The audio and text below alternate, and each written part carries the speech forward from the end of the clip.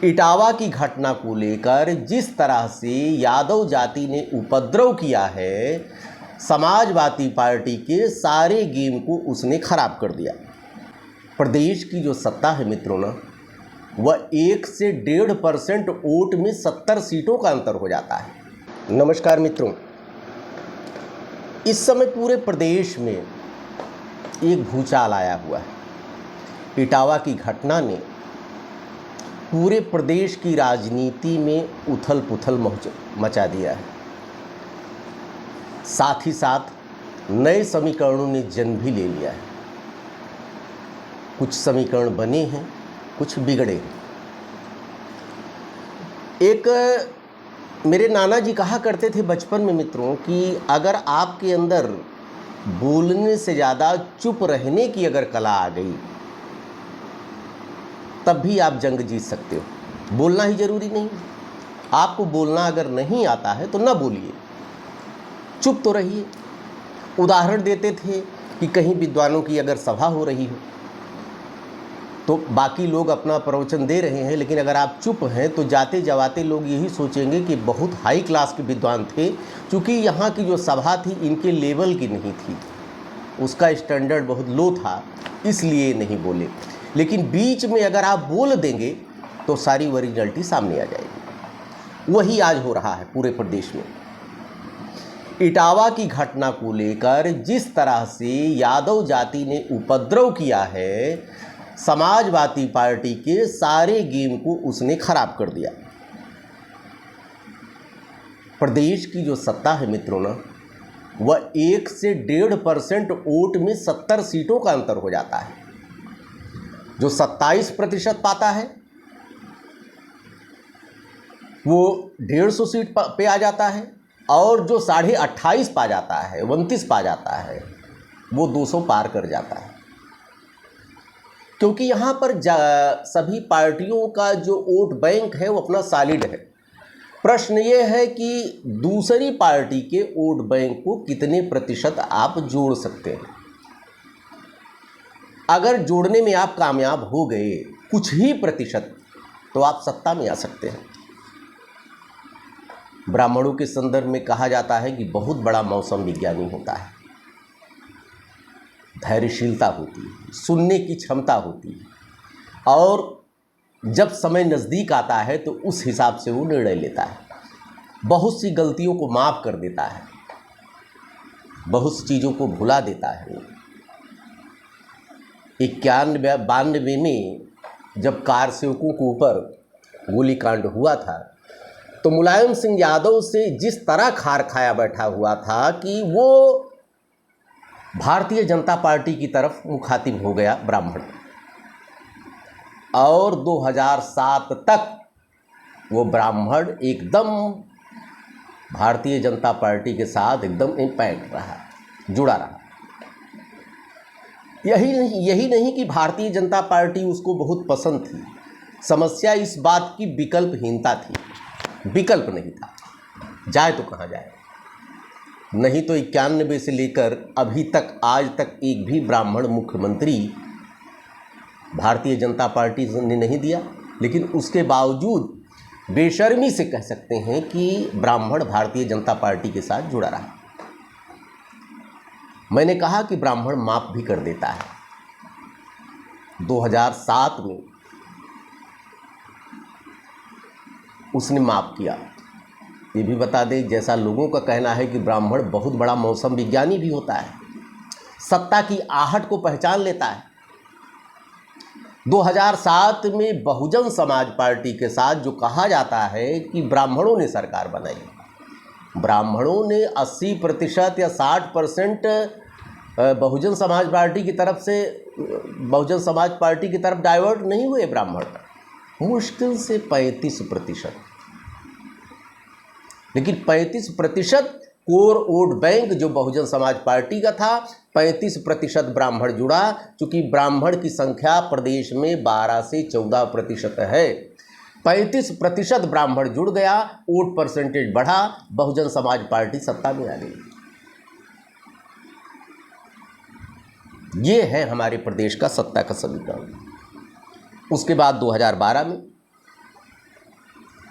कहा जाता है कि ब्राह्मणों ने समाजवादी पार्टी की सरकार बनाई। ब्राह्मणों ने समाजवादी पार्टी की सरकार नहीं बनाई कि पूरा 80% ब्राह्मण समाजवादी पार्टी की तरफ हो गए।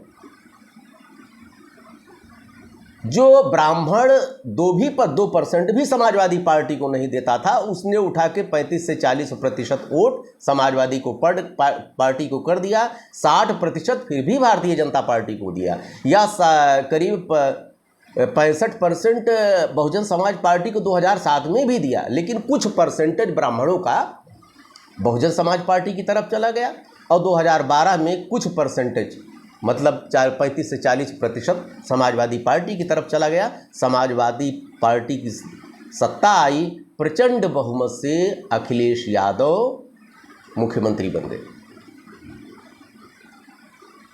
उसके बाद भारतीय जनता पार्टी, भाई जो राजनीति कर रहा है वो पत्तों में राजनीति खोजेगा, बैठने के लिए बना है। भारतीय जनता पार्टी ने एक नैरेटिव बनाया, कुछ सत्यता भी थी। स्वाभाविक होता है कि जिस जाति का मुख्यमंत्री होता है उस जाति के हौसले बुलंद हो जाते हैं, कुछ मिले न मिले। यादवों को बहुत मिला नहीं है धरातल को, खाली पागल हो जाते हैं कि हमारी सत्ता आ गई। और 2012 से लेकर 2017 तक इन्होंने ऐसे व्यंग बाण छोड़े यादव ने, इस तरह से अपने व्यवहार को बनाया, इस तरह लोगों को व्यंग किया कि लोगों को अखिलेश यादव से कोई नफरत नहीं थे, अपने पड़ोसी यादव से नफरत हो गई। और भारतीय जनता पार्टी ये नैरेटिव बनाने में सफल हो गई कि ये यादवों की सरकार चल रही है 2012 से 17 तक। फिर ब्राह्मणों के लगा अरे हमसे तो भूल हो गई। 2017 में ब्राह्मण फिर भारतीय जनता पार्टी की तरफ मुड़ा। भारतीय जनता पार्टी की सरकार प्रचंड बहुमत से बन गई। योगी जी मुख्यमंत्री बने, और वही नैरेटिव जो भारतीय जनता पार्टी ने फैलाया था उसी को समाजवादी पार्टी ने भी शुरू कर दिया। ठाकुर मुख्यमंत्री, ठाकुरवाद चल रहा है पूरे प्रदेश में। कुछ ब्राह्मणों के साथ घटनाएं भी हुई, वो भी ब्राह्मणों को मजबूर कर दिया उसमें कि नहीं ब्राह्मणों के साथ अत्याचार हो रहा है। इस तरह की घटनाएं थी वो सोचने समझने के लिए। 17 से लेकर जो संघर्ष शुरू किया था 2022 में तो समाजवादी पार्टी नहीं सफल हुई, लेकिन 2024 के चुनाव में थोड़ा सा आंशिक सफलता मिली। 2027 में तो ब्राह्मण 5% डाइवर्ट हो चुका था समाजवादी पार्टी की तरफ। विनय शंकर तिवारी का मुद्दा उठाया, बस्ती में आदर्श उपाध्याय का मुद्दा उठाया समाजवादी पार्टी ने, यहाँ पर सुल्तानपुर में डॉक्टर घनश्याम तिवारी का मुद्दा उठाया, कौशाम्बी में भी अखिलेश यादव जी का बहुत खराब रोल नहीं रहा। 2 प्रतिनिधि मंडल भेजा उन्होंने, एक समाजवादी पार्टी के यहाँ भेजा, एक पाल के यहाँ भेजा, दूसरा भेजा ब्राह्मणों के यहाँ। फिर भी ब्राह्मणों के एक हद तक ये था कि चलो कम से कम अखिलेश यादव एक बैलेंस बना रहे। लेकिन उसके बाद इटावा के घटना से ने पूरे किए कराए पर पानी फेर दिया। भारतीय जनता पार्टी सफल तो हो ही गई, क्योंकि जो उसका ब्राह्मण 5% जा रहा था समाजवादी पार्टी की तरफ, वो रुक गया। अब उसको लग रहा कि भैया जितना उपद्रव ये कर रहे हैं, जितनी गालियां दे रहे हैं यादव समाज, आखिर ब्राह्मण जाए तो क्यों जाए, जहां पर है वहीं ठीक है। और साथ ही साथ अन्य पिछड़ी जातियां जो थी, जो पीडीए बनाया है अखिलेश यादव ने, उसमें भी नुकसान हो गया। वो जातियां भी अन्य जातियां देख रही हैं कि इतना उपद्रव, ये नारायणी सेना जो अहिर रेजिमेंट जो आर्श शुरू कर दी, गांव कस्बे में भी इस तरह की ब्राह्मण बहन बेटियों को गालियां दी जा रही हैं, तो वो भी हृदय परिवर्तन हुआ, वो भी 5% पुनर्विचार करने के लिए तैयार हो गए। लेकिन इन सबके बीच में एक चीज़ आपने मित्रों नहीं देखा होगा, तीसरा विकल्प। कांग्रेस पार्टी जो समाजवादी पार्टी के साथ 2024 में जिसने चुनाव लड़ा, सफलता पाई, वो किसी भी मुद्दे पर समाजवादी पार्टी के साथ 2024 के बाद नहीं खड़ी हुई।